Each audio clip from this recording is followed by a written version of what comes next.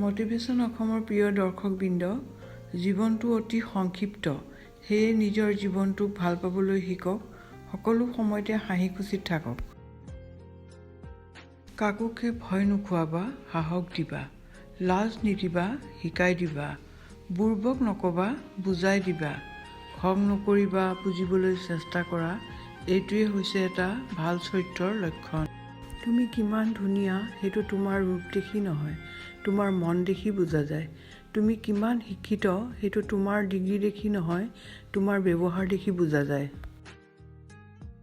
তুমি কিমান সুখী সেইটো তোমাৰ হাঁহি দেখি নহয়, তোমাৰ নীৰৱতা দেখি বুজা যায়। তুমি কিমান ভাল পোৱা সেইটো উপহাৰ দেখি নহয়, তোমাৰ তেওঁৰ প্ৰতি আচৰণ দেখি বুজা যায়। মই সকলো সময়তে সুখী। কিয় জানা?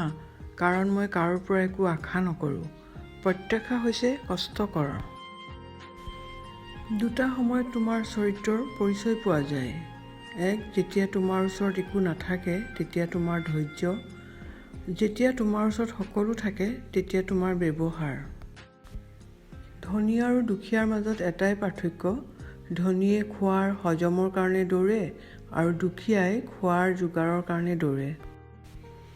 বেছি হাঁহি ধেমালিত থকা মানুহবোৰে অৱহেলা পাওঁতে পাওঁতে এটা সময়ত হাঁহিবলৈকে পাহৰি যায়।